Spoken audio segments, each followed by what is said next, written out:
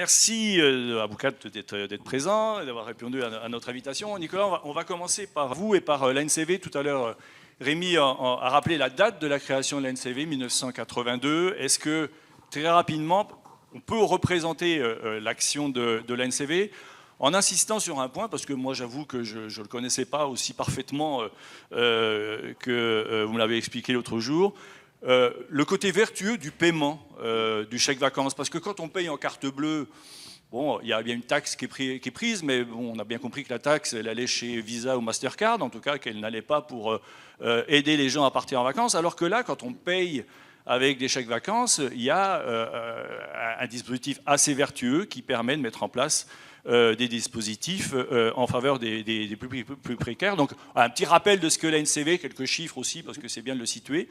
Et puis voilà, un petit rappel sur ce mode de paiement, j'ai envie de dire intelligent et vertueux. Voilà.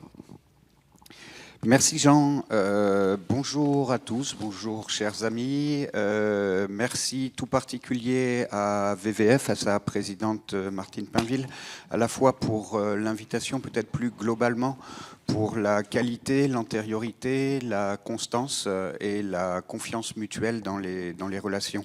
Je suis ravi d'être là aujourd'hui. Je représente effectivement l'Agence nationale pour les chèques vacances, donc ça a été dit tout à l'heure par plusieurs intervenants, chacun commence à voir d'où l'on vient. On a été créé en 82, nous étions l'une des 101 propositions du candidat Mitterrand.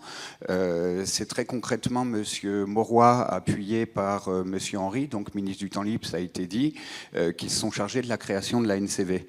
Notre existence s'inscrit directement dans les mêmes valeurs, les mêmes courants, les mêmes idées, qui sont celles qui ont présidé à la fois au développement du droit aux vacances, des congés payés, en tout cas du Front populaire, alimenté par les thèses toujours d'actualité de l'éducation populaire, repris plus tard dans les années 60 par Geoffre Dumasdier autour de la sociologie des loisirs. Le dénominateur commun peut-être de tous ces courants progressistes, c'est la conception selon laquelle les vacances, au-delà d'une utilité historique qui viserait plutôt la reconstitution des forces de travail, les vacances et le temps libre sont des facteurs de délassement, divertissement, développement personnel. C'est des cadres dans lesquels chacun a la possibilité de s'émanciper, a fortiori dans un contexte où le travail a fortement changé, il est individuel, on travaille moins, on travaille de façon plus individuelle, et donc il y a aussi un courant sociologique des années 80 qui s'interroge sur la capacité du travail lui seul à nous apporter à la fois des capacités de construction, d'émancipation, voire de lien social. Donc c'est résolument de ces courants dont nous venons, et c'est ces valeurs que l'agence, établissement public de l'État, essaye de continuer de porter aujourd'hui. L'agence, donc, c'est un établissement public de l'État. Nous sommes sous la tutelle du ministère en charge du tourisme. Notre gouvernance est constituée, toujours en écho au principe de cogestion, par un conseil d'administration qui comporte lui-même des représentants des bénéficiaires, très concrètement des organisations syndicales, des représentants de l'État, des représentants du patronat, des personnalités qualifiées. Voilà comment on fonctionne. Le chèque vacances, en fait, pour honorer sa mission sociale de service public qui vise à favoriser le départ en vacances du plus grand nombre, finalement déploie une offre de services et d'aides qui s'adresse à l'ensemble de nos concitoyens en fonction de leur situation sociale ou professionnelle. On intervient aujourd'hui dans les deux grands secteurs qui irriguent l'aide aux vacances. C'est comme ça que ça se passe. On a d'un côté ce que je vais appeler rapidement le droit du travail, constitué par les activités sociales et culturelles, voire les œuvres sociales employeurs. Dans ce cadre-là, nous sommes l'émetteur unique du titre chèque vacances. Donc le chèque vacances, il est commercialisé à 140 000 clients. Dans ces 140 000, il y a environ 120 000, à peu près 122 000 qui sont des petites entreprises, et puis le reste ce sont des gros CSE. Parallèlement, nous avons 125 000 à peu près points d'acceptation du chèque vacances, et donc c'est ça qui fonde notre modèle vertueux.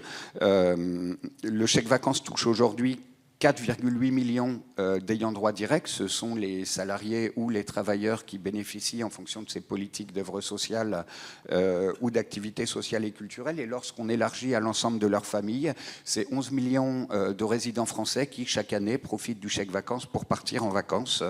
Ça génère, puisqu'on est dans les chiffres, environ 1,76 million d'euros de volume d'émissions. Et ça a été dit tout à l'heure, c'est pas super solide, mais les estimations dont on dispose montrent que le chèque vacances a un effet levier qui est environ d'1 à 3, c'est-à-dire pour 1 euro payé sous forme de chèque vacances, ce sont 3 euros qui sont directement injectés dans l'économie touristique et notamment l'économie des territoires.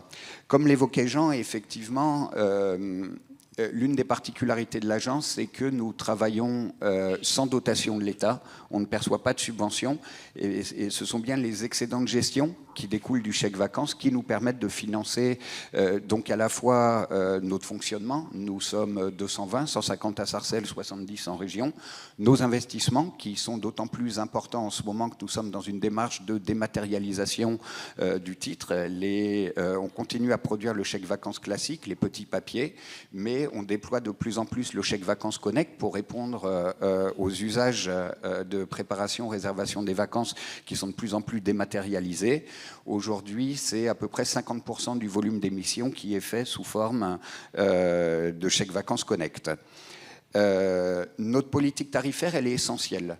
Et on est dans la quadrature du cercle, puisque vous l'avez compris, la diffusion du chèque vacances procède en tant que telle de notre mission de service public. Il ne faut donc pas que la politique tarifaire qui est adossée au chèque vacances s'impose comme un frein. Aujourd'hui, nous avons, en comparant ce qui peut être comparable, le taux de commissionnement global le plus bas, puisque nous prenons 1% de commission aux clients lorsqu'ils nous achètent les titres, lorsqu'ils nous commandent 100 ou facturent 101, et de la même façon, lorsque les professionnels du tourisme affiliés nous présentent les titres au remboursement, nous prenons 2,5%. Là aussi, si je puis me permettre cette familiarité, 2,5% depuis qu'au gouvernement, nous avons eu au tourisme une certaine Martine Pinville au ministère, qui nous a beaucoup aidé en acceptant cette évolution de la commission au remboursement. Juste une petite question, je te coupe, mais 2,5% c'est global, c'est pour toutes les entreprises? Absolument. On ne pourrait pas imaginer un petit 3-4% pour les sociétés d'autoroutes, par exemple? Non, c'est pas possible? En fait, la particularité je ne me prononce pas sur l'opportunité, je suis ici en tant que technicien. La particularité des conditions d'utilisation du chèque vacances, c'est qu'elles sont précisément définies, notamment au travers du Code du tourisme. On est dans un contexte où, les choses changent, on a beaucoup de choses à faire. On peut parvenir régulièrement sur le cadre juridique du chèque vacances, on pourrait l'envisager le cas échéant, mais sur une entrée globale, ou au-delà de ce point-là, on pourrait peut-être en trouver d'autres. Le parti pris du chèque vacances, finalement, c'est aussi son universalité, telle que l'a choisi le législateur. Et aujourd'hui, c'est comme ça que c'est fait. Et donc, je reviens à ces 3,5% de commissionnement global. C'est grâce à ça, finalement, qu'on finance ce que j'ai évoqué, donc notre fonctionnement, nos investissements, mais aussi l'autre partie de notre offre qui, là, finalement, ne s'inscrit plus sur l'environnement du droit du travail, mais là on est résolument dans le cadre des politiques de cohésion sociale. C'est aussi le deuxième cadre dans lequel s'inscrit l'aide au départ en vacances. Je dis cohésion sociale au sens large, ça peut intégrer des logiques éducatives notamment, des logiques santé, etc. Et là dans ce cadre-là, donc, nous développons aussi un certain nombre d'actions, notamment des programmes d'aide à la personne qui nous ont permis l'année dernière de contribuer au départ en vacances de 292 000, on a bouclé hier 725 bénéficiaires au titre de 2025. Ça représente une dépense d'environ 40 millions d'euros, étant précisé que c'est un chiffre inédit pour la NCV. Le dernier contrat d'objectifs et de performance qu'on a signé avec l'État, c'est-à-dire durant les 4 dernières années, c'est plus 56% de bénéficiaires d'aide aux vacances que nous avons soutenus. Et en termes de crédit d'intervention, on a quasiment doublé. On a également une autre action qui, là, porte sur ce qu'on appelle couramment l'aide à la pierre, dans un contexte qui, là aussi, a beaucoup évolué si on se réfère au cadre qui pouvait prévaloir durant les 30 Glorieuses. On intervient à la fois dans le cadre d'un programme subventionnel qui s'inscrit de fait dans le cadre de la réglementation européenne sur les aides d'État, ce qui ne donne pas énormément de fluidité. Et puis, on travaille également avec la Caisse des dépôts des consignations, l'IRCANTEC et le Crédit Coop.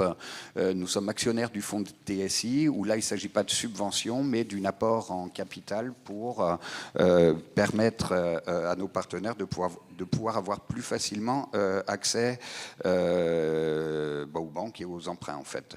Peut-être en synthèse, dire aujourd'hui que la NCV se retrouve dans une situation qui est très très proche de celle qui peut prévaloir pour nos collègues de la Poste ou de la SNCF, c'est-à-dire on garde un lien fort avec l'État, on est pour ce qui nous concerne sous tutelle, on exerce une mission de service public et on se retrouve dorénavant dans une situation de concurrence de fait.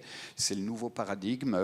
Un certain nombre d'acteurs ici sont associatifs, ils sont dans un monde qui bouge, tout ça pour vous exprimer toute notre solidarité. Même nous, en tant qu'établissement public, nous sommes dans un monde qui bouge, il faut qu'on s'adapte et c'est des enjeux qu'il faut qu'on partage ensemble. C'est qui les concurrents ? Alors les concurrents sont très très divers, c'est-à-dire que techniquement, et toujours selon mon fameux code du tourisme, nous sommes toujours l'émetteur unique du titre chèque vacances. Toutefois, comme chacun le sait, les dernières années ont été marquées par une forte dynamique d'innovation, notamment sur le secteur digital. Et dans ces situations d'innovation, on sait que ça peut stimuler la concurrence. On a donc aujourd'hui un certain nombre d'acteurs qui proposent pas précisément du chèque vacances, mais qui proposent des Canada Dry de chèque vacances, si je puis le dire comme ça. On a des outils digitaux qui sont très très agiles, encore une fois, qui ne ressortent pas de la réglementation des titres spécifiques de paiement. Le cadre juridique qui garantit, ou qui garantissait le monopole. Aujourd'hui, ces gens développent des solutions très très automatisées de type remboursement de factures avec des grandes aisances d'usage, peut-être moins de contraintes à la fois de fonctionnement, d'innovation, de ristourne qu'on peut faire. Nous, on est établissement public, on a un certain nombre de principes à respecter. Et donc, ces acteurs existent. Ça se traduit chez nous par, depuis 2 ans, une inflexion du volume d'émissions. C'est pas encore très très lourd, c'est un marché qui est dur à conquérir. Voilà, donc on tient le coup. On est dans une démarche de défense offensive et plus que jamais, on considère que notre mission de service public, si vous me passez l'expression, c'est certainement pas de nous tirer la bourre sur des parts de marché vis-à-vis de ces nouveaux acteurs qui sont chacun dans leur rôle, mais c'est justement d'honorer la mission de service public qui nous est donnée, d'avoir une attention particulière sur le taux de pénétration au sein des PME ou des TPE ou des indépendants. On sait que ce n'est pas les segments de clientèle les plus lucratifs que vont aller chercher nos concurrents. On aura besoin de fidéliser également un certain nombre de grands comptes. Et puis, plus que jamais, on remonte les manches, j'allais dire, parce qu'on est également dans un système concurrentiel. La qualité de notre modèle opérationnel, la qualité de notre produit, j'assume complètement, puisqu'on est dans un monde concurrentiel, la qualité de nos services vont être déterminants pour nous permettre de faire face à cette nouvelle concurrence. Dans les 40 millions dont on vient de parler tout à l'heure, l'affectation, elle est réalisée comment ? C'est sur des sollicitations d'associations comme par exemple le Secours Populaire, on en parlera tout à l'heure. C'est des sollicitations ou c'est vous qui avez un programme et qui allez chercher des partenaires ? Alors il y a un processus budgétaire qui, un peu à l'image de nos collègues de la Sécu, nous donne une trajectoire financière sur 4 ans. Là, ce qui est prévu sur les 4 ans à venir, c'est une logique de stabilisation sur les, non pas sur les 40 millions d'euros, mais sur les 300 000 bénéficiaires quasiment pour les 4 prochaines années. On sait que ça va générer dans un contexte d'inflation, ça a été très bien dit tout à l'heure, une hausse des crédits d'intervention qu'on va être amené à attribuer. Ensuite, on a, nous, une offre de services. On a un certain nombre de programmes. Je ne vais peut-être pas les détailler ici, puisqu'il faut faire vite. Par contre, je suis à la disposition de chacun en niveau 2, si je puis le dire comme ça. On a des programmes assez généraux qui nous lient avec ce qu'on appelle chez nous, c'est un peu barbare, mais chacun comprendra, des têtes de réseau. Donc on a effectivement le bonheur de travailler avec le Secours populaire depuis de nombreuses années. Je vois aussi beaucoup d'amis dans la salle, Vacances ouvertes, Vacances et familles. Désolé pour ceux que je ne vois pas. On travaille indirectement avec les PEP via la LEFPA également, mais pas seulement, aussi via la JPA dans le cadre des classes de découverte. Ravi de vous retrouver, Madame Battiani. Voilà, pardon pour ceux que je n'ai pas cités, je ne vois pas tout le monde. Donc on a un programme qui nous lie aux têtes de réseau. On travaille avec la tête de réseau et chacune des têtes de réseau émet un appel à projet, à la fois dans le respect de notre cadre d'intervention, mais surtout en l'adaptant à la spécificité de son projet associatif, de ses orientations, de ses objectifs, et intègre pleinement, ou en tout cas ils ne nous ont pas attendus, mais on les soutient pour intégrer la thématique vacances comme une thématique à part entière de leur projet associatif, de leur projet d'établissement, de leur projet stratégique. On a également tout un tas, pardon, j'ai vraiment pas beaucoup dormi, tout un tas de programmes qui, là, pour le coup, ne visent pas directement les têtes de réseau, mais qui visent des porteurs de projets directement en contact avec nos concitoyens les plus fragiles. Il s'agit essentiellement de collectivités, d'associations locales. On travaille directement avec des services de l'État également. C'est globalement 4500 partenaires qui sont les acteurs au quotidien de la cohésion sociale qui travaillent avec nous.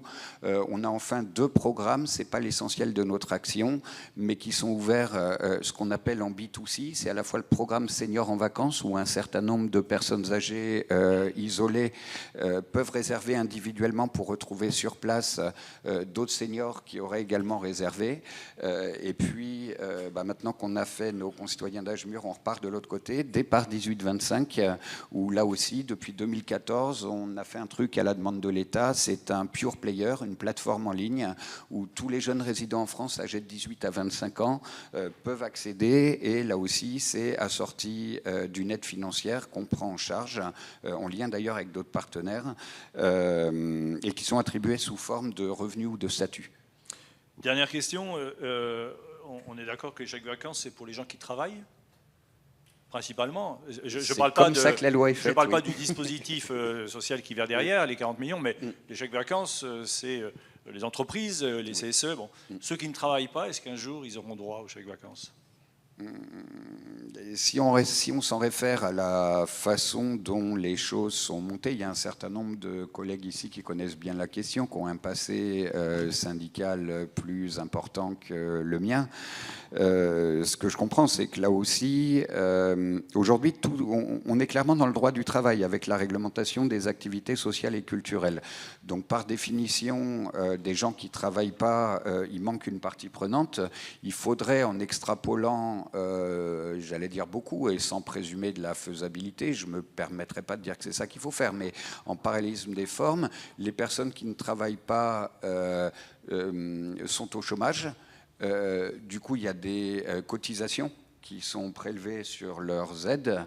Là aussi, encore une fois, ça ne m'appartient pas, mais donc du coup, on voit bien qui pourrait, dans le cas de figure, se substituer à l'employeur dans l'hypothèse où on serait tous gavés d'argent public. Voilà. On est d'accord que plus il y aura d'utilisateurs de chèques vacances, plus on fera monter les 40 millions demain à 50, 60, et qu'il y a aussi un enjeu par rapport à ça, peut-être une communication plus forte auprès des employeurs, auprès des salariés aussi, en disant, mais quand vous payez des chèques vacances, vous ne payez pas avec une carte bleue, c'est pas pareil. Alors tout se tient, on est face là aussi, donc oui, tout se tient, c'est-à-dire c'est bel et bien les excédents du chèque vacances qui nous permettent de développer le volet le plus social de notre activité, et c'est ce cercle vertueux. Donc tu as raison, Jean, c'est-à-dire plus on va développer le chèque vacances, plus on aura des ressources qui nous permettront d'accompagner nos partenaires et surtout de contribuer au départ, mais aussi à l'accompagnement social ou socio-éducatif de nos concitoyens les plus fragiles. Ensuite, sur le droit du travail, finalement. on est sur finalement une série d'inégalités assez importantes. C'est-à-dire quand on regarde le paysage des entreprises ou assimilées, hein, on voit déjà une grande diversité du montant des budgets d'activités sociales et culturelles qui sont attribués ou qui sont attribuables en tout cas par les CSE ou les employeurs. On sait que c'est souvent des pourcentages de masse salariale, etc. Donc moins les gens touchent, a fortiori s'ils sont à mi-temps, moins par ailleurs il y a des prestations d'œuvres sociales qui seront importantes. Ensuite, il y a une deuxième question qui est de dire, au sein de ces œuvres sociales, quelle est la part qui va être laissée aux vacances ? Ensuite, il y a dans cette histoire-là, une fois qu'on a fait le choix des vacances, quelle est la part qui va être réservée aux chèques vacances ? Je dis aujourd'hui qu'on est en concurrence, mais chacun le sait, l'agence est en concurrence depuis le début, puisqu'un élu aujourd'hui CSE peut développer des aides aux vacances qui prennent d'autres formes que les chèques vacances. Donc voilà la quadrature du cercle. Ensuite, ce qu'on voit également, c'est que nous, on va renforcer également le travail qu'on mène avec ce qu'on appelle des partenaires prescripteurs, parce que le monde a beaucoup changé. Déjà, on va développer les partenariats avec les fédérations patronales, voire les branches qui sont liées et qui irriguent le tissu des PME. Et puis, on est face également à un changement de l'écosystème, si je puis le dire comme ça, au niveau des comités d'entreprise. Là aussi, il ne m'appartient pas de commenter, mais objectivement, force est de constater que depuis les lois travail, fin des années 2010, début des années 2020, les conditions dans lesquelles les élus exercent sont plus pareilles. Il y a moins de temps pour mettre en œuvre la politique d'aide au départ en vacances. Les élus cherchent de la simplicité, on les comprend bien. Parallèlement, on le voit tous, il y a des nouvelles générations de salariés qui arrivent et qui considèrent directement que les ASC sont des compléments de pouvoir d'achat qui doivent être équitablement répartis entre tout le monde.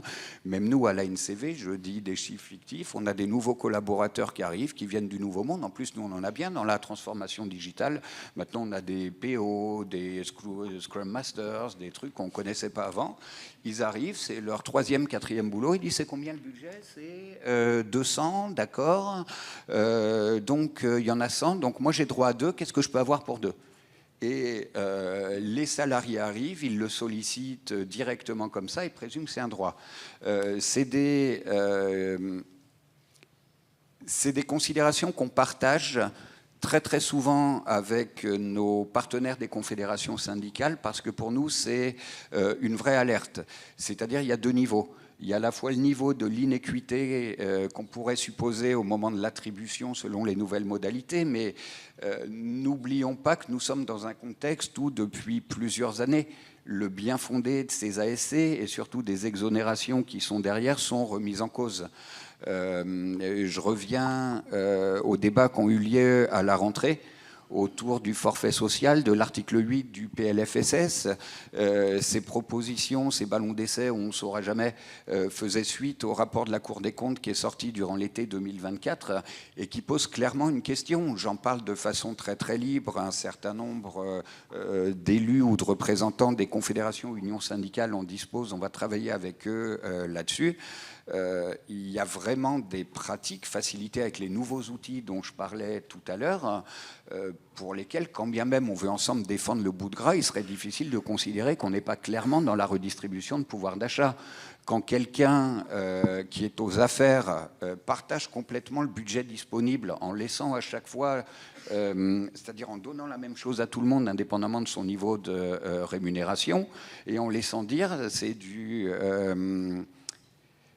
une nouvelle proposition qui est faite à partir d'un support unique par certains de nos concurrents. Voilà, combien tu veux ? Tu attends et tu peux indifféremment prendre soit de la culture, soit de l'achat en cadoc, soit partir en vacances, soit etc. Voilà, c'est des pratiques qui à la fois, c'est compliqué. Les élus sont des élus, ils doivent répondre aux aspirations de leurs ayants droit. En même temps, on voit que ce contexte où c'est plus difficile, on a moins de temps, qui nous amène à faire des choses simplifiées, risque au final de fragiliser le système. Merci Nicolas, on a tous compris que c'était aussi notre boulot que de faire un peu la promotion des chèques vacances. Émilie, alors, toi tu es un peu un peu derrière le chèque vacances, Oui. puisque plus il y aura de consommation, plus il y aura d'aide pour les programmes d'accompagnement de structures telles que le Secours populaire. Ouais. Je te disais tout à l'heure, alors, la question n'était pas prévue, donc je te la pose quand même, mais on va mettre le Secours populaire dans le champ des associations caritatives. Est-ce qu'on peut parler de caritatif quand on parle de vacances? Alors, ma réponse a été plutôt claire. Pour moi, c'est pas vraiment du caritatif, parce que ça va vraiment faire partie de l'accompagnement plutôt. C'est-à-dire qu'en fait, donc déjà, excusez-moi, je ne me suis pas présentée, donc je suis Émilie, je suis membre du bureau national donc, du Secours populaire en charge de l'accompagnement aux vacances, donc c'est mon premier mandat, donc soyez indulgents.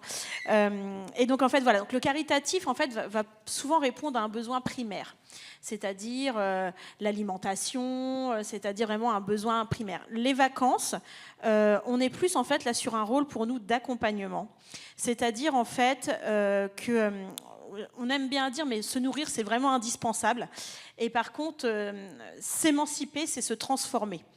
C'est-à-dire qu'en fait, pour nous, le champ des vacances va vraiment être un champ qui va permettre l'émancipation d'un public d'une situation qu'il vit au quotidien. Et c'est ça le travail des 90 000 bénévoles du Secours populaire. On est quand même le premier réseau de bénévoles en France. On accompagne les personnes quand même au plus proche de leurs besoins, au plus proche de leur lieu de vie. Et c'est vraiment le travail que l'on fait auprès des publics que l'on accompagne. Nous, comme le disait si bien Nicolas, notre fer de lance, c'est l'éducation populaire. Donc, ce n'est pas de biberonner les gens ni de distribuer en fait une solidarité. Le but, c'est de les accompagner à travers cette solidarité afin qu'après, ils puissent eux-mêmes, finalement, être autonomes dans leur alimentation, dans leur départ en vacances. Et c'est ça tout le travail du Secours populaire. C'est vraiment d'apporter une solidarité à travers un accompagnement humain qui est donné dans chacune de nos permanences d'accueil pour répondre aux besoins voilà, de la personne qui vient nous rencontrer. Alors cet accompagnement, est-ce que ça vaut aussi pour... je vais reprendre les propos de la directrice de VACAF qui, moi je ne connaissais pas ce terme, le taux de retour. Le taux de retour, c'est la non-utilisation des aides. Et elle me dit, bon voilà, plus le quotient familial est faible, plus le taux de retour est fort. Est-ce que dans les gens que vous suivez, il y a aussi ce travail de leur dire, mais il y a des aides, vous ne savez peut-être pas partir en vacances, mais on peut vous aider, voilà. Est-ce que ça fait partie du boulot des bénévoles? C'est exactement ça en fait, c'est-à-dire que ce qu'on appelle nous le non-recours, mais le taux de retour aussi, c'est-à-dire qu'en fait on a des personnes, alors... Le plus gros chantier qui est à faire en fait par les bénévoles du Secours populaire, c'est pas le côté financier. C'est avant tout l'estime que les gens ont d'eux-mêmes et de leurs capacités. C'est-à-dire qu'en fait, on a énormément d'autocensure par rapport, par exemple, au départ en vacances. J'y ai pas le droit, je sais pas faire. Et ça, en fait, déjà, à partir du moment où on arrive, nous, à lever ce frein, on arrive après à parler de financier. Mais d'abord, en fait, avant de parler de financier, il faut voir, en fait, quelles sont les compétences de la personne pour, finalement, s'approprier un départ en vacances. Un départ en vacances, c'est pas rien pour une famille. Que ce soit une famille monoparentale, que ce soit une famille nombreuse, que ce soit une personne seule, c'est pas rien, en fait. C'est quitter un quotidien dans lequel, souvent, on est emprisonné. On est emprisonné dans un quotidien qui nous met tellement de freins, tellement de limites, qu'en fait, il y a d'abord un chantier à faire avec la personne pour finalement la libérer de son quotidien et après se dire « Ok, je m'accorde le droit de partir ». Et ça, c'est vraiment le travail du Secours populaire. C'est-à-dire qu'on n'est pas... excusez-moi du terme, mais du distributeur de chèques vacances quand on est tête de projet. Non, on accompagne un projet. Et le grand boulot aussi de l'accompagnement du Secours populaire, c'est de savoir dire non. C'est de savoir dire non si le projet n'est pas viable, en fait. Notre but, ce n'est pas de mettre en difficulté la famille, c'est vraiment de l'accompagner sur quelque chose de viable qui va lui laisser du répit, des souvenirs, et dont, en fait, il va garder tellement de bons souvenirs qu'il va se dire « Ok, maintenant, j'ai plus besoin de vous, je vais le faire seul ». Et c'est ça notre plus gros chantier, en fait. C'est de ne pas biberonner les gens, en fait. C'est automatiquement de se dire « Nous, notre mission sera réussie le jour où ils nous diront « J'ai fait mon départ en vacances seul ». Et est-ce que, alors sans déterminisme aucun, mais est-ce que entre je ne pars pas du tout et demain je pars, il n'y a pas un sas qui serait celui des loisirs de proximité? C'est-à-dire que j'ose pas partir 3 jours parce que J'ai j'aime un pas dormir chien, en dehors. Voilà, parce c'est que- ça, oui, parce non, que j'ai mais peur c'est- dehors de chez moi, j'ai peur que mes gamins fassent le bazar. Bon. Mais par contre, et c'est ce qui est fait quand même avec la journée des oubliés, alors Tout c'est à pour fait. les enfants, mais est-ce qu'il n'y a pas des programmes à mettre en place alors je dis le sas des loisirs, c'est on commence par, on part en train, on va descendre la rivière à côté en canoë, ou on va pique-niquer avec d'autres gens. Voilà. Est-ce qu'il n'y a pas aussi ça à mettre en œuvre, et est-ce que ça manque, ça? Alors, ça manque pas chez nous, parce qu'en fait, c'est une des premières étapes, rien que dans...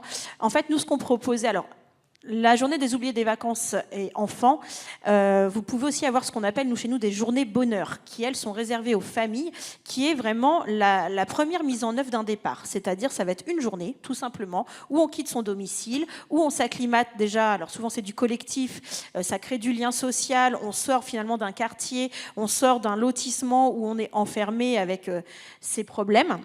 Donc ça va être la première étape. Après, la deuxième étape, c'est de se dire, on irait bien pousser le bouchon un petit peu plus loin de ce départ, en fait, et se dire, peut-être qu'on peut partir sur 3 jours, puis après sur 1 semaine. On n'ira jamais vraiment au-delà, parce que c'est aussi... quand on regarde les sondages, en fait, la semaine, c'est vraiment ce qui est très positif pour une famille, en fait. Mais nous, on essaye d'y aller progressivement. Et c'est ça, en fait, la recherche d'émancipation. C'est pas tout de suite de dire vous partez 7 jours. C'est de dire d'abord vous allez partir 1 journée, on voit comment ça se passe, on en tire le bilan. Puis après, on va essayer 3 jours. Puis après, on va essayer 1 semaine. Et après, en fait, finalement, ils vont réussir eux-mêmes à se dire maintenant, je vais me prendre, voilà, même si je fais un loisir avec ma famille, ce sera déjà ça. On reparle de la journée des oubliés des vacances, donc... Nous, quand même, l'association a fêté ses 80 ans l'année dernière, 80 ans de solidarité. Une des premières solidarités, quand même, pour le secours populaire en lien avec les vacances, ça a été de faire partir des familles de déportés en vacances. Donc, c'était en 1946. Donc ça, faut vraiment le noter, que ça a été une de nos premières missions. Et de permettre, finalement, le répit, l'oxygénation de toutes ces populations qui ont souffert pendant la guerre. La journée des oubliés des vacances, quant à elle, a commencé à exister en 1979. Voilà, donc alors vous avez tous ces images en tête des gamins qui courent sur la plage à Cabourg ou à Deauville. C'est chez moi, je peux en parler, je suis du Calvados. 3500 gamins qui viennent de toute la région Île-de-France. Mais il faut savoir que ce dispositif, il existe dans chacun des départements et régions du secours populaire. Et l'année dernière, vous avez pu voir ces magnifiques images sous le Champ de Mars, avec plus de 40 000 enfants qui se sont retrouvés de part et d'autre du Champ de Mars. À titre d'exemple, c'est 1 semaine d'installation pour sécuriser les lieux. C'est plus de 160 lieux Paris intramuros ou région parisienne qui ont accueilli les enfants le matin pour une découverte, soit culturelle, soit sportive, pour les initier aussi que une journée, c'est pas que du loisir, c'est aussi s'enrichir culturellement de ce pays dans lequel on vit. Avec pour clou de la journée quand même un super concert qui leur a été offert par Énergie, qui était ouvert des 2 côtés du Champ de Mars, avec des grands parrains, parce que c'est aussi ça la force du secours populaire, en fait, c'est de savoir s'appuyer sur des personnes qui y croient avec nous. En fait, on me dit toujours, mais enfin voilà, quand tu nous en parles, on le vit à travers tes mots, mais en fait, je ne pourrais pas parler de quelque chose en lequel je ne crois pas. Et en fait, à partir du moment où on y croit, je trouve qu'on donne une autre dimension en fait à son propos. Ce concert qui a été clôturé par Big Flo et Oli, qui sont vraiment les grands parrains du secours populaire, qui nous soutiennent depuis de nombreuses années, qui à la fin de leur chanson disent « Et là, ils sont là pour vous ». Et on a la patrouille de France qui passe au-dessus de la tête des gamins. On ne s'imagine pas ce que c'est de voir passer la patrouille de France quand on a 8 ans, qu'on s'appelle Ethan, qu'on habite Vire. Enfin, moi, c'est 6 mois de boulot, une journée comme celle-ci. Et ce gamin qui nous regarde et qui nous dit « Mais je ne comprends pas, Émilie, la patrouille de France, il ne passe pas que pour le débarquement. » Oui, il est normand. Que pour le débarquement ou pour le 14 juillet. Je fais « Non, écoute, Ethan, aujourd'hui, ils sont là pour toi. » Et ce gamin qui me regarde, et la première phrase qu'il me dit « Ça veut dire que j'existe. » J'ai pas pleuré devant lui, mais croyez-moi, ça a été dur de me consoler mes larmes. Et c'est ça, voilà. Et c'est ça le secours populaire. C'est aussi d'agir sur ce champ des possibles pour les enfants. On en parlait, il me semble que c'est Rémi tout à l'heure qui en parlait, ou c'est toi, je ne sais plus, qui disait, hélas, en fait, ce schéma familial, ces précarités, cette pauvreté, désormais, il faut 5 générations pour en sortir. C'est-à-dire qu'on reproduit en plus un schéma familial, à se dire que non, mais en fait, mes parents ne sont pas partis, donc moi, je ne vois pas pourquoi je partirais. Eh bien, changeons le prisme, en fait, et faisons croire à tous ces enfants et laissons-leur la possibilité de croire qu'eux, ils vont pouvoir partir, qu'ils partent, et qu'en fait, ça va leur ouvrir le champ des possibles, de se faire d'autres amis, de se faire des connaissances, des rencontres, et de vouloir eux-mêmes se saisir de leur vie et de ne pas reproduire tout le temps un schéma familial. Voilà, merci. Une dernière petite question, Émilie, mais voilà, les bénévoles qui sont sur le terrain, qui œuvrent au quotidien, voilà, ce débat sur le droit aux vacances, vous avez l'impression d'être entendu, vous, quand vous êtes vraiment en bout de chaîne, parce que vous êtes au plus près des plus précaires, hein, parce que les 5 millions de gens qui partent jamais dont je parlais tout à l'heure, je pense que c'est les gens auprès desquels le Secours populaire travaille. Est-ce que ce débat, il vous épuise, il vous motive, il vous donne un peu d'espérance encore aujourd'hui? Alors déjà, je retournerai la question, entendu de qui? De ceux parce qui peuvent changer la donne. Parce que je pense qu'il y a énormément de gens qui nous entendent. Je pense à nos donateurs, je pense à nos partenaires, je pense à tous nos animateurs, collecteurs bénévoles qui sont sur le terrain. Je pense aussi au public qu'on accompagne. Eux, ils nous entendent. Je pense après qu'on essaie d'être aiguillon des pouvoirs publics. On essaie finalement de faire entendre, et moi c'est quelque chose que j'ai un petit peu du mal à comprendre cette année, c'est que cet anniversaire des 90 ans des congés payés ne soit pas sur tous les médias et sur toutes les chaînes en fait.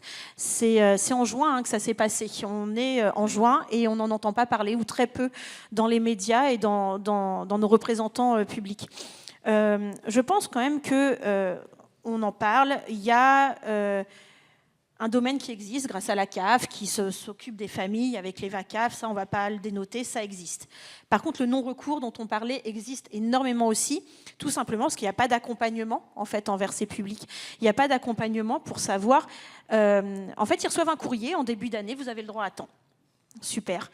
Et maintenant, comment est-ce qu'ils trouvent le lieu qui accepte les... Alors, il y a des outils, hein, mais quand on ne sait pas se saisir de tous ces outils qui sont mis à disposition des publics, c'est dur. Donc ça, c'est le travail des bénévoles. Ensuite, j'irai... je suis très utopiste, mais la question, c'est comment est-ce qu'on essaye aussi d'engager tous ces acteurs du tourisme avec une vision plus politique des choses, à se dire... Enfin, on ne va pas se le cacher, maintenant, on a une marchandisation du monde du tourisme qui fait que avoir un camping un plein été, même si on a les VACAF, même si on a une aide des ANCV, il reste combien à charge de la personne? Il reste combien? Quand on est sur une semaine entre le 15 juillet et le 15 août, on est à 1 700 € la semaine en mobil-home. Ça ne comprend pas le transport, ça ne comprend pas l'alimentation, ça ne comprend pas les loisirs. Enfin, je veux dire, ça coupe automatiquement une partie de la population, et je pense en particulier aux travailleurs précaires qui se sentent totalement abandonnés, qui se disent « oui, je me donne les moyens », mais j'y arriverai pas en fait. Malgré ça, je n'y arriverai pas. Comment est-ce qu'on fait pour aussi impliquer tous ces acteurs du tourisme finalement dans une dynamique à se dire mais pourquoi est-ce qu'on ne permet pas à des tarifs solidaires, je vois on perd de plus en plus de petits campings municipaux qui sont rachetés par des grandes chaînes qui n'acceptent pas les VACAF, qui n'acceptent que les ANCV qui sont dématérialisés, qui finalement au fur et à mesure, en fait, se coupe d'une certaine partie de la population. Voilà, je pense qu'il y a toute une réflexion à avoir autour de... Alors tu me fais ma transition, merci pour ces émotions partagées. Tu me fais la transition avec Mathilde, qui est à côté de toi. Alors qui ne vient pas du tourisme social et solidaire par rapport à tous les gens qui sont ici, mais qui travaillent sur un sujet, moi qui m'a étonné, parce que je ne connaissais pas ces travaux. Donc Mathilde est doctorante en histoire de l'art. Travailler sur le sujet de l'architecture dans le cadre d'une bourse CIF pour la région Bretagne, sur le sujet justement de l'évolution de l'offre d'hébergement, et en particulier d'hébergement touristique sur le littoral, enfin sur les littoraux, et en particulier les littoraux bretons. Alors ça fait écho à ce que vient de dire Émilie. Il y a eu un article dans Le Monde encore aujourd'hui sur un camping municipal à Saint-Malo avec vue sur la mer qui a été vendu plutôt à un promoteur immobilier qui va faire un superbe hôtel 5 étoiles pour faire de la thalasso. Donc en fait, si je résume, et vous allez dire mieux que moi, mais vous suivez l'évolution, les changements de vocation d'un certain nombre d'hébergements. Dans notre langage, on parle de premiumisation, parce que on dit qu'on va passer du camping municipal à l'hôtel 5 étoiles, et on voit bien qu'il y a un phénomène d'éviction de plus en plus fort vis-à-vis. Mais en tout cas, du point de vue matériel, qu'est-ce que vous constatez? Puis peut-être présenter rapidement votre thèse, parce que c'est aussi intéressant. Merci. Donc, oui, bonjour à tous et merci pour l'opportunité d'assister et de participer à cette journée d'études. Donc effectivement, je suis doctorante en histoire de l'architecture à l'université Rennes 2 et donc ma thèse, mes recherches doctorales sont financées en partie par la région Bretagne, donc via une convention industrielle de formation par la recherche. Donc effectivement, je suis un petit peu l'outsider ici parce que je vais vous parler d'architecture. Donc moi, ce qui m'intéresse, ce que j'étudie en fait, c'est donc ce tourisme social, mais via les architectures et les sites qui ont permis de donner corps à ces politiques de départ en vacances pour toutes et tous. Moi, ce qui m'intéresse, donc je travaille sur le littoral breton spécifiquement, même si j'ai quand même un regard sur le littoral français de manière générale. Mais ce qui m'intéresse, c'est de comprendre donc, comment, à travers ces architectures collectives et communautaires, les architectes, mais aussi les opérateurs et concepteurs du tourisme social, ont façonné un modèle spécifique d'occupation du littoral, et donc plus particulièrement sur le littoral breton. Ce qu'il faut comprendre déjà, c'est que l'avènement de ce tourisme social-là, ce n'est pas qu'une conquête sociale, ce n'est pas que des enjeux économiques, mais c'est aussi une aventure spatiale, constructive et intellectuelle qui a permis de rassembler les grands noms de l'architecture, notamment des Trente Glorieuses. Je pense à des noms comme André Gomis, comme Jean Balladur, comme en Bretagne Yves Guilloux, etc. Donc ces architectes-là qui ont été quand même confrontés à un vrai défi en France à partir de l'après-guerre, qui était de donner des hébergements, de pourvoir justement ce tourisme social-là d'hébergements accessibles à tous, et notamment de produire ces architectures-là à moindre coût.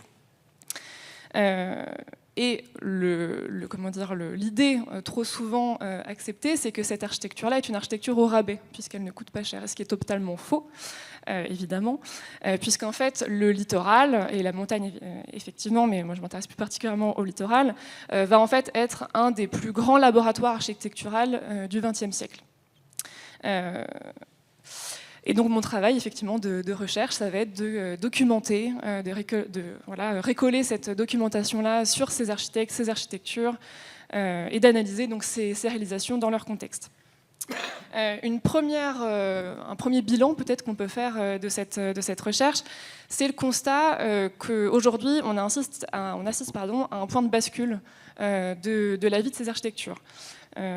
Et ce point de bascule, il peut être appréhendé via plusieurs axes de recherche, en tout cas plusieurs constats. D'abord, il y a le constat d'un nœud juridique. Beaucoup des opérateurs, donc des comités sociaux d'entreprise, des associations, etc., à l'époque de la construction de ces villages et résidences de vacances, ont récupéré des terrains absolument d'exception, donc sur des pointes, sur des falaises, enfin vraiment en face mer, puisque c'est la mer qui m'intéresse. Et ces terrains-là étaient mis à disposition par les communes, les collectivités, via des baux amphithéotiques. Donc ce sont des baux qui courent sur le long terme, là c'était plutôt 50-60 ans, et il se trouve que dans les années 2020, on arrive justement au terme de ces contrats. Et donc les communes se retrouvent sur les bras avec un patrimoine qui leur appartient, mais qui est vieillissant. Qui a connu là on en est à peu près à la 3e génération de travaux de restauration.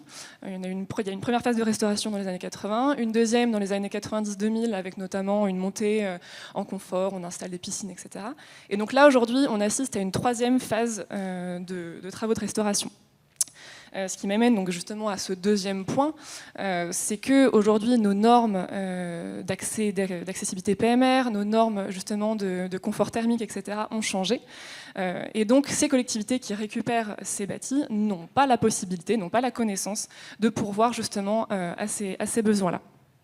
Et je dirais qu'un 3e point qui participe à cette crise du patrimoine du tourisme social, c'est une méconnaissance de la valeur et de l'intérêt de cette architecture du XXe siècle, mais qui se situe plus globalement sur justement un désamour de l'architecture XXe siècle. Je pense notamment au label Architecture contemporaine remarquable, qui a encore beaucoup de mal à faire valoir ces architectures-là. Donc ce constat-là pousse ce patrimoine tranquillement à quitter le giron du tourisme social et à tomber dans une privatisation. On a quelques chiffres pour la Bretagne sur ce changement de vocation, parce que je pense qu'on peut le présenter ça comme ça. Je n'ai pas de chiffres tout de suite à vous proposer, mais moi sur mon corpus, je travaille sur à peu près une trentaine de sites qui vont du bâti, on va dire, du village jusqu'à des grandes zones touristiques. Comme ça, à vue d'œil, je dirais qu'il y a à peu près les 2/3 du corpus qui est en train de changer si ce n'est de propriétaire, en tout cas, ou de gestionnaire, en tout cas, de public et de vocation. La vocation sociale est tranquillement en train de disparaître. Alors, une collectivité comme la région Bretagne qui vous accompagne, est-ce qu'elle est sensibilisée au sujet à travers vos travaux ? Qu'est-ce qu'elle dit de tout ça, de ce que vous voyez? Si on prend l'exemple du centre Herriot à Cancale, alors j'ai vu que la région Bretagne, j'ai entendu ça, j'ai lu ça ce matin plutôt, que la région Bretagne s'est dit, bon, puisqu'Île-de-France n'en veut pas, peut-être que nous, ça peut nous intéresser, donc tant mieux, mais est-ce qu'il y a une prise de conscience de ces évolutions, de ce changement de vocation et de ses conséquences, parce que finalement, c'est le camping municipal qui ferme à Saint-Malo ou le centre Herriot qui ferme à Cancale, on sait très bien que ça sera plus jamais les PEP ou le Secours populaire qui enverront des enfants là-bas. Donc, est-ce qu'il y a une prise de conscience ? Déjà, je dirais que le simple fait d'être financé dans ma recherche, c'est déjà le témoignage d'un intérêt, effectivement. Après, donc, il y a deux axes, je dirais. Il y a donc déjà un axe de connaissance, notamment. Donc moi, je suis rattachée au service d'inventaire du patrimoine, donc il y a une vraie démarche de connaissance patrimoniale et historique sur ces architectures-là. Et ensuite, dans la direction dans laquelle je fais partie, on a un autre service. Donc on est trois services. Et il y a un autre service qui, lui, va plutôt participer via des aides à la pierre, etc. Là, en 2024, donc moi je suis arrivée à la région en 2024, c'était la fin d'un cycle justement d'aide à la restauration du patrimoine littoral. Donc il y a des aides qui sont mises en place par la région justement pour doter les gestionnaires, etc., d'aides financières pour l'entretien de ces bâtiments-là. Oui. Est-ce qu'il n'y a pas, et ma dernière question, mais est-ce qu'il y a besoin, je ne sais pas, d'un observatoire qui produirait de la donnée? Parce que on voit bien que, moi je ne connais pas le centre Herriot, mais je le prends parce qu'il est d'actualité, je ne sais pas combien c'est d'emplois, je ne sais pas combien c'est de lits, j'ai compris que c'était 1800 jeunes qui venaient chaque année apprendre la voile, mais quand on cumule le centre Herriot au camping municipal, voilà, à d'autres sites qui ont déjà fermé, ça chiffre tout de suite en gros volume.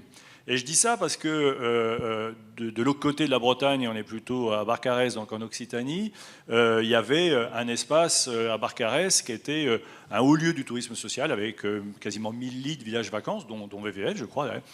Clemel arrive et il dit, bah voilà, moi je reprends, je vais créer 1000 lits, je vais faire 500 emplois. Et là, tout le monde, y compris les collectivités qui ne finançaient pas la rénovation des hébergements du TSS, disent, ah ben non, pour 500 emplois, oui, on va y aller. Parce qu'eux, ils ont compris que plus ils allaient dire qu'ils allaient créer d'emplois, puisque c'est en une seule fois, plus ça se voit. Mais si on prend la totalité des fermetures, ça fait plus de 500 emplois qui ont disparu. Donc est-ce qu'il n'y a pas quelque chose à créer pour alerter en disant que voilà, quand on additionne toutes ces fermetures, bah, ça fait beaucoup d'emplois en moins et ça fait beaucoup d'enfants qui ne viendront plus voir la mer? Alors moi, je suis historienne de l'architecture, donc c'est difficile de répondre à ça. En revanche, là où je vois des ponts avec ce que vous dites, c'est, vous parlez tout à l'heure de premiumisation. L'un des discours, notamment via la montée en gamme de ces architectures, c'est de parler justement donc, de premiumisation et aussi de création d'emplois.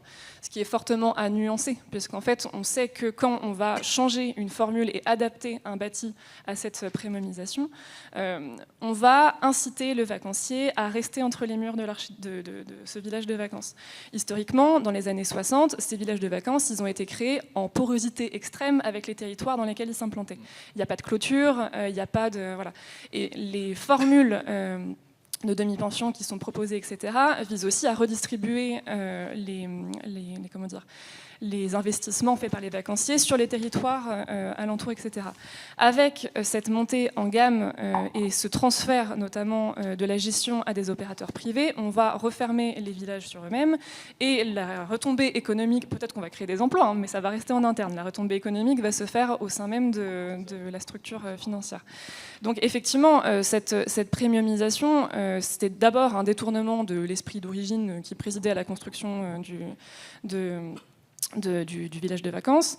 Ça participe aussi à la gentrification du littoral. Je disais tout à l'heure, c'est aussi la fin de cette porosité-là. On va se retrouver avec des villages de vacances qui sont ceinturés de portails, de caméras de surveillance, de tout ce qu'on veut.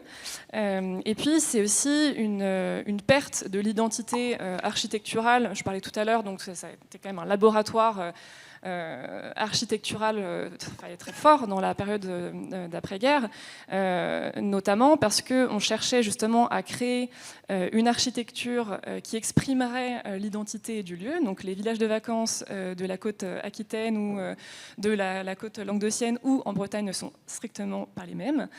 Et donc quand vous cherchez à monter en gamme ou à restaurer ou rénover du bâti avec les techniques standardisées d'aujourd'hui, vous vous retrouvez à uniformiser complètement un parc comment dire, immobilier qui pourtant était, voilà, qui était assez exceptionnel. Le souci dans ces restaurations-là et dans ces montées en gamme, c'est qu'on cherche justement à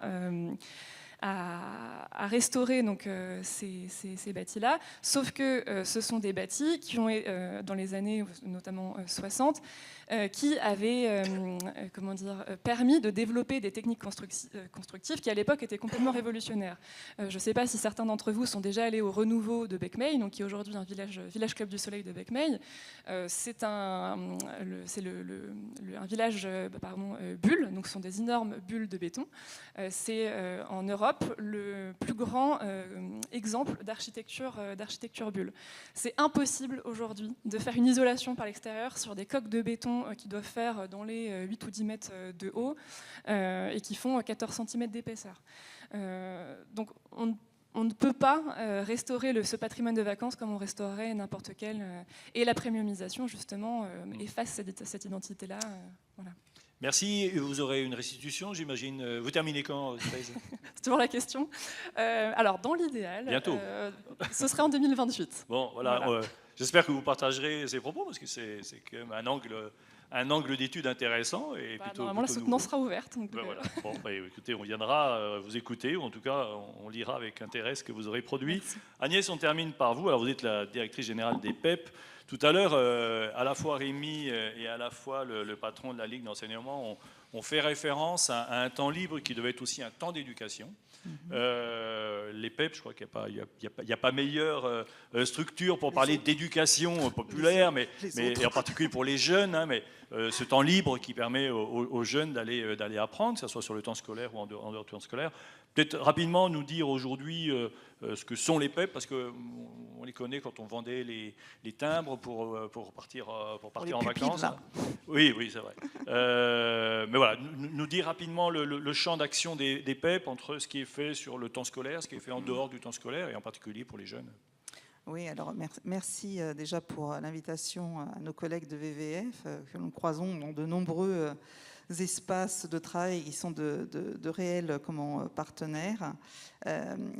Pourtant, on a des cultures différentes, puisque nous, on vient effectivement historiquement, alors, et un peu particulièrement en même temps, d'une éducation populaire qui très rapidement s'est définie politiquement autour des concepts de solidarisme. Dans nos fondateurs, Léon Bourgeois, qui a créé beaucoup d'autres structures aussi, l'impôt aussi, mais bon, ça c'était hier au soir, la clôture, mais qui a défini effectivement un certain nombre une théorie, on va dire comme ça, qui est fait le cœur en fait et le fondement de l'ensemble des actions des PEP, c'est qu'à un moment donné, on doit travailler autour de la cohésion sociale fondamentalement, que tout le monde doit y contribuer et que tout le monde a aussi des droits qui doivent être garantis par l'État. Et donc, c'est vrai qu'on s'est toujours positionné aussi comme des partenaires de l'action publique de manière générale. Et ça, c'est dès notre création, en 1915, dans un contexte particulier avec la Grande Guerre, avec des enfants qui étaient à l'école et qui se retrouvaient sans parents, avec des mères qui étaient seules dans les grandes campagnes, parce qu'à l'époque, on était dans la ruralité très profonde en France, et je reviendrai sur cette dimension-là, et qui ne mangeaient plus, ne pouvaient plus manger, donc il fallait créer des actions de solidarité à l'échelle locale.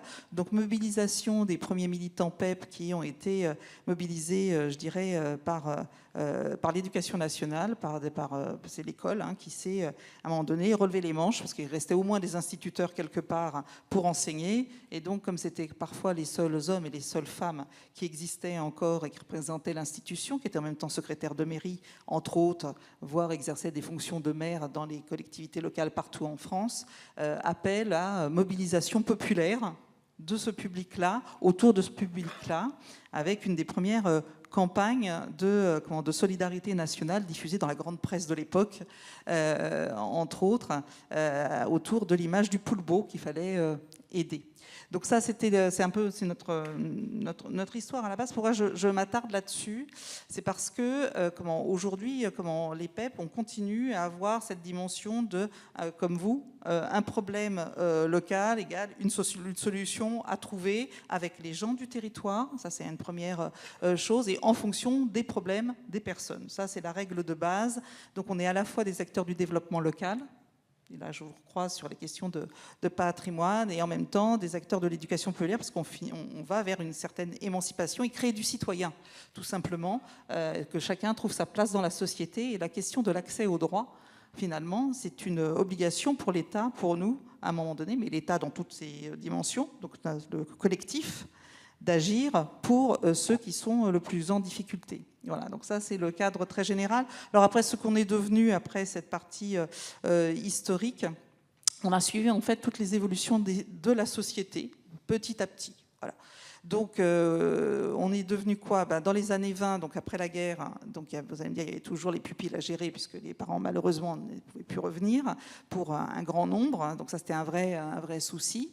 Mais on a décidé aussi d'aller vers d'autres dimensions, sur des vraies dimensions. Alors c'était la période de l'hygiénisme. Et ça, c'est important, l'hygiénisme. D'ailleurs, hier soir, en préparant l'intervention, j'étais regarder les conseils d'administration de la Fédération Générale des PEP, et on avait de nombreux inspecteurs de l'éducation nationale, certes, mais aussi des inspecteurs dits de l'hygiène.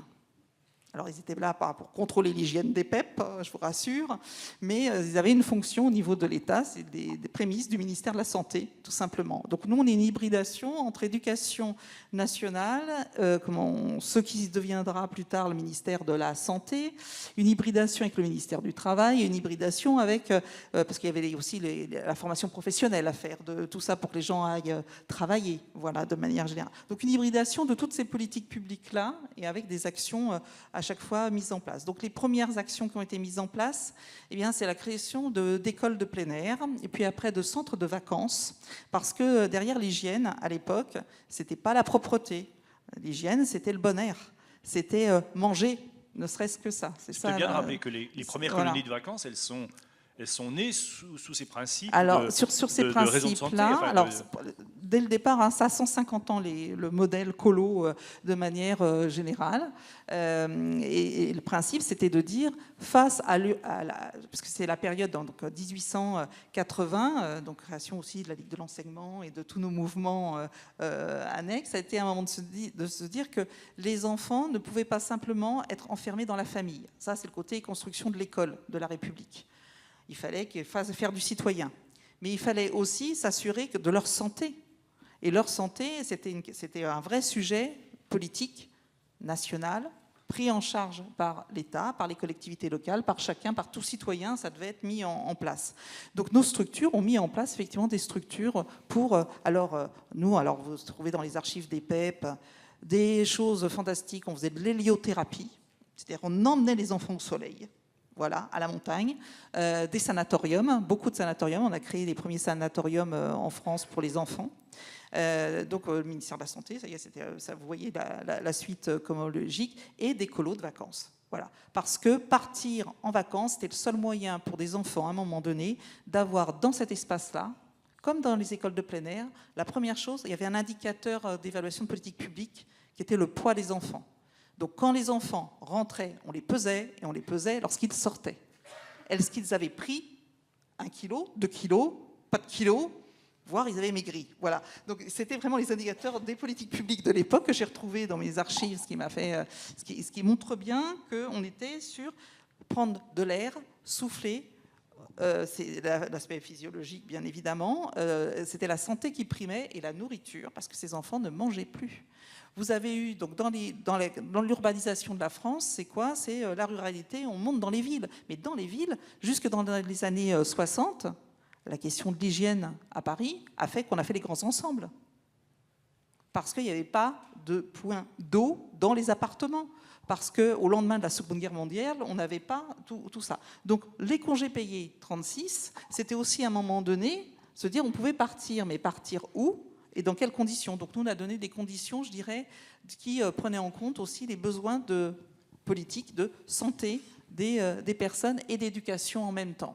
Et cette vision hygiéniste qui a été à l'origine des colonies, on dit 150 ans, moi j'ai rebondi sur ce que vous avez dit tout à l'heure, et on ne voulait pas laisser les gens enfermés dans leur famille. Ouais. Ça, c'est l'école, ça. Et est-ce qu'aujourd'hui, je reprends ce terme enfermé, ces jeunes qui s'isolent et qui sont enfermés dans les réseaux sociaux dont la santé mentale se dégrade, est-ce qu'il y a une réflexion qui est portée par rapport à ça? Moi j'ai écouté, ce matin encore en me réveillant, France Info qui faisait un reportage sur l'alerte des renseignements territoriaux sur la radicalisation des jeunes masculinistes à 13 ans. Alors, comment vous dire comment on traite ça? Alors, c'est pas la responsabilité des PEP, mais oui. est-ce qu'il y a une réflexion en disant il faut qu'on sorte de l'isolement ces jeunes? On ne peut pas les laisser s'enfermer sous l'influence d'autres masculinistes. Oui, alors, s'il y avait que le masculinisme, ça serait un drame.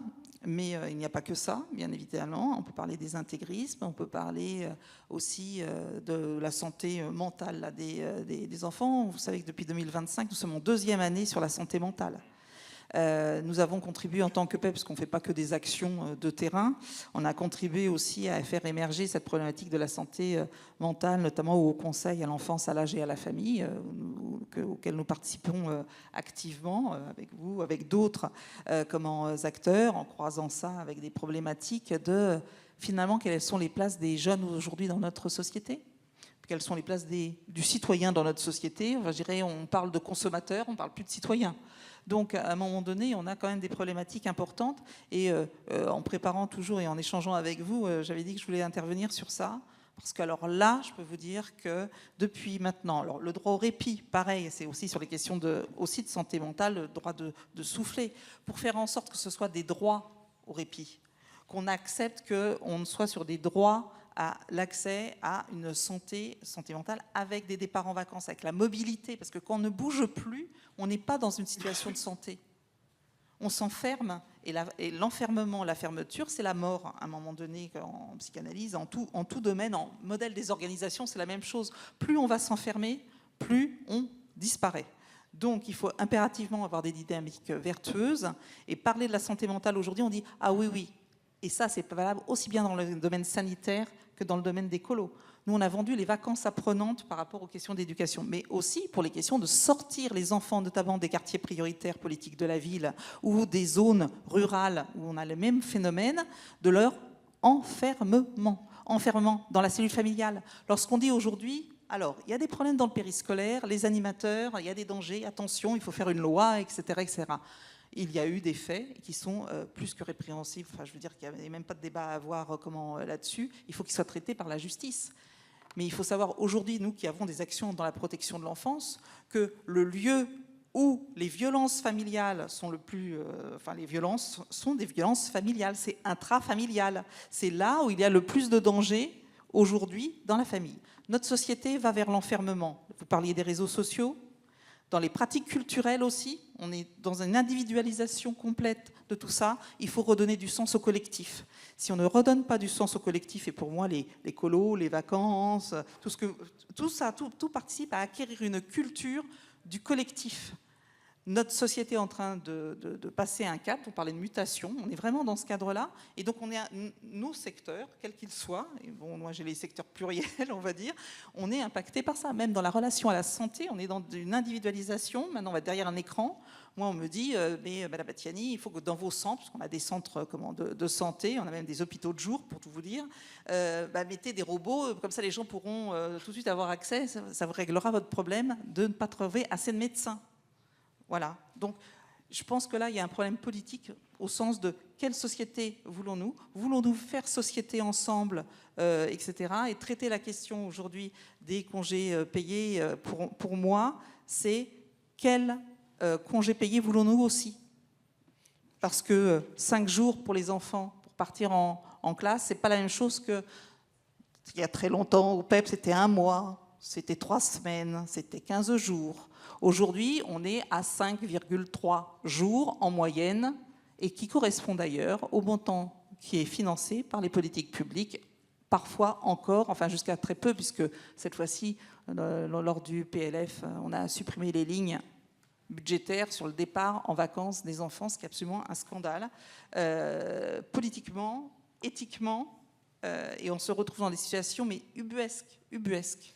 Dernière question rapide, mais on voit bien qu'on est un petit peu loin du champ des congés payés. Ce débat-là, il faut le porter où? Enfin, vous êtes entendu par qui, vous, sur ce sujet? Eh bien, comme les autres, hein, on le porte donc auprès des usagers comme vous, parce qu'on travaille beaucoup sur la place des personnes qui portent leur propre projet de départ en vacances, etc. Dans les établissements médico-sociaux, partout, on le porte partout.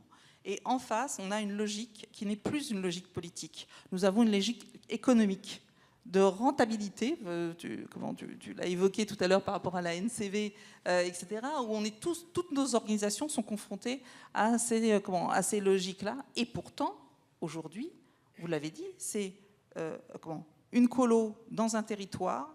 Alors là, je n'ai pas dit le nombre de salariés des PEP, on est à 22 000 salariés. Sur les 22 000 salariés, j'en ai plus de 8 000 qui sont dans le secteur éducation, loisirs, vacances. Des enfants?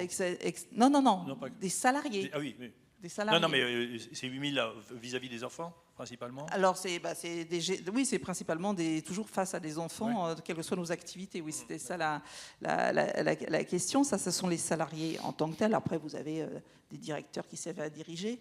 Vous avez des fonctions support, mais c'est rien à côté du nombre d'acteurs sur le terrain. C'est des gens qui habitent dans les territoires.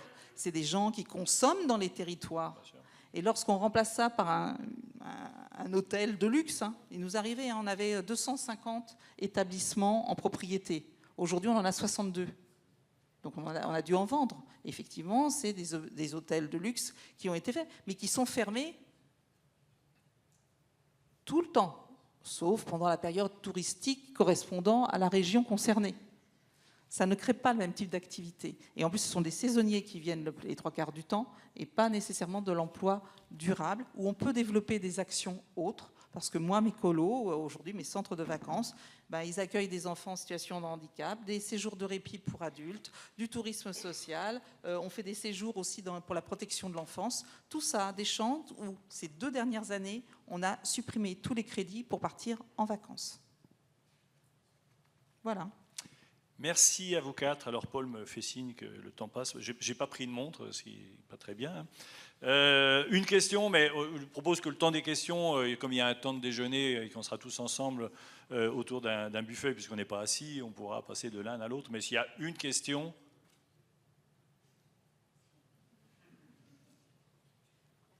Si Marc Pili n'a pas de question, alors là, c'est qu'on a tout dit. Hein. Marc Le Bonheur, s'il te plaît. Hein?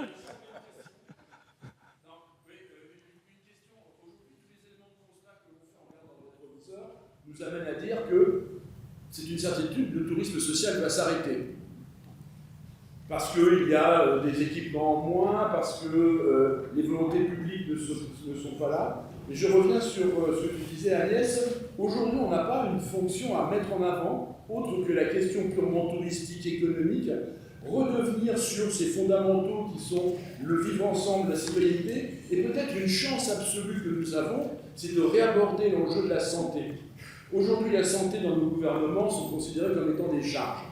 Est-ce que par le prisme de ce que nous pouvons apporter, puisqu'aujourd'hui tout est économique et peut-être qu'il va falloir que l'on joue avec ces éléments-là, est-ce que ce ne serait pas ce prisme-là où on ferait une analyse en disant « nous vous apportons des gains d'économie sur l'objet parce que les jeunes vont respirer ailleurs, parce que les seniors vont faire une petite balade, parce que le taux de diabète du fait de la sédentarité est en train de diminuer, est-ce que nous n'avons pas une voie à apporter sur ce sujet-là et faire ce qui est notre cœur de métier dans l'éducation populaire, le pas de côté. Nous n'irons jamais frontalement face à des murs, ils sont plus forts que nous. mais on s'aperçoit qu'il y a une petite brèche quelque part, et d'essayer de rentrer là-dedans. Est-ce que ça, c'est pas un enjeu de reposer la question de c'est quoi notre mission pour demain, à la fois sociétale et aussi économique, parce que malheureusement, nous ne pouvons pas dissocier les deux, et quand on a un établissement qui ferme, ben, c'est un drame, mais il ne faut pas que ce soit qu'un drame économique, il faut que ce soit, on repose la question que ce soit un drame humain dans la construction globale de ce que nous sommes en tant qu'individus. Question. Oh que oui, bien évidemment, je pense que c'est fondamental aujourd'hui. Pour ça d'ailleurs que j'ai voulu aborder les questions de santé pour rappeler un peu à la fois que c'est dans notre histoire, c'est pas quelque chose qui a été oublié souvent parce qu'on a tout segmenté.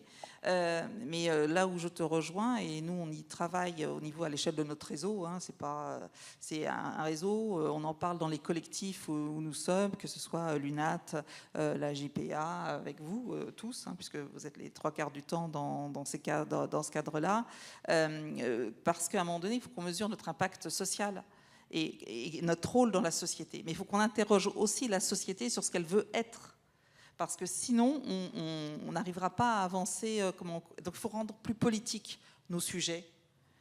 Pour moi, ce sont des sujets politiques qu'on a abordés depuis ce matin, quels qu'ils aient, par quelques clés d'entrée, face aux mutations de notre société. Je pense qu'il faut être extrêmement acteur, volontaire, pas se laisser submerger, etc. Et oui, l'impact est important. Nous, on a calculé dans certaines études d'impact sur certains territoires, donc il faudrait que je le fasse sur tout le territoire national, parce que nous, on est implanté au niveau national.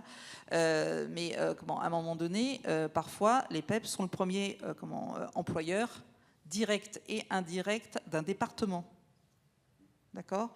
Si on enlève sur les centres de santé, où aujourd'hui on dit il faut des centres de santé dans la ruralité, etc., je peux vous dire qu'aujourd'hui, il y a des déserts médicaux, il y a des déserts sociaux, et puis on a des concentrations urbaines où on ne touche plus les personnes. Voilà, ça devient, on partage ça parce qu'on en a échangé, et donc c'est vraiment une question de cohésion des territoires, une cohésion politique, parce qu'on ne travaillera pas sur l'intégrisme, sur tout ça, de manière générale, sans prendre en compte les choses. Et je te remercie d'avoir mis les photos que tu as mises tout à l'heure dans l'expression, parce qu'effectivement, aujourd'hui, on est dans une société qui essaye de responsabiliser le citoyen comme individuellement responsable de tout ce qui lui arrive.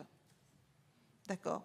Maintenant, la responsabilité collective des collectivités locales qui représentent l'État aujourd'hui avec la décentralisation, etc., est en jeu lorsqu'elle ferme quelque chose, qu'elle refuse des financements pour soutenir des activités, qu'elle fait des choix de vente du patrimoine parce qu'elle a des besoins économiques elle-même, ce qui est légitime, hein, ça peut arriver, hein, mais qui fait des choix comme cela est fait, je dis, là, il y a une responsabilité qui est beaucoup plus lourde que encore la responsabilité individuelle. Et je finirai par un exemple. Depuis le Covid, où la question de santé est revenue aussi avec le Covid, mais avant déjà, au moment d'à chaque fois qu'il y a des émeutes dans les quartiers, les cabinets des ministres connaissent très bien nos numéros de téléphone pour nous demander une réunion en urgence pour savoir mais qu'est-ce qui se passe et qu'est-ce qu'on peut bien faire. À chaque fois, on leur dit 1. Soutenez le départ en vacances des gamins, il faut les sortir des quartiers, c'est des cocottes minutes. Vous les laissez dedans, c'est criminel pour eux comme pour la société. 2. La santé mentale, réinvestissez sur des questions de centres médicaux, psychologiques, entre autres, mais tout y concourt à la santé. Voilà. Travaillez sur les questions de santé, mettez des infirmières scolaires par rapport au suicide des gamins. La question du harcèlement, vous croyez que ça vient d'où à un moment donné ? Bon, donc il faut qu'on ait des espaces comme ça collectifs de traitement, et ça ne peut pas être à la charge des parents exclusivement. Et lorsque c'est à la charge des parents, eh ben les seuls qui peuvent le faire, c'est ceux qui ont les moyens d'aller dans le privé. Et on a un développement d'une concurrence aujourd'hui, que ce soit dans le tourisme ou dans tous les autres secteurs, où le privé investit. La dimension éducation et la dimension qui, au niveau international, études de l'OCDE en tête le prouvent, là où il y a le plus d'investissement privé, ils ont bien compris, eux, que c'était là où ils pouvaient faire de l'argent aujourd'hui. Et donc là, on demande aussi à être identifiés comme des acteurs plus dans la citoyenneté, dans le politique, et être protégés de ces questions de marché. Je crois que c'est quelque chose aussi d'important, en tout cas, traités comme des partenaires de l'action publique formellement et être reconnus comme tels, parce que sinon, on n'arrivera pas à porter tous les discours, aussi justes soient-ils, même basés sur l'expérience, sur des excellences de gestion, parce que des fois, on nous dit qu'on est d'excellents gestionnaires, en tout cas Je sais que nous le sommes tous collectivement, etc. Mais moi, Bercy me dit, c'est magnifique, c'est merveilleux. Vous ramenez de l'argent à l'État. Je dis oui, je ramène de l'argent à l'État, mais vous me traitez, vous voyez, comment ça... Je vous demande que vous preniez en compte, à un moment donné, les enfants, ne serait-ce que ça, les publics. Parce que c'est eux que vous êtes en train d'abandonner. Et moi, je ne peux plus gérer dans les conditions dans lesquelles vous êtes en train de créer un système où ça va devenir ingérable. Voilà. Donc ça, c'est des choses qu'il faut vraiment se battre collectivement et je ne saurais dire que cela. Merci beaucoup. On va passer à la deuxième table ronde.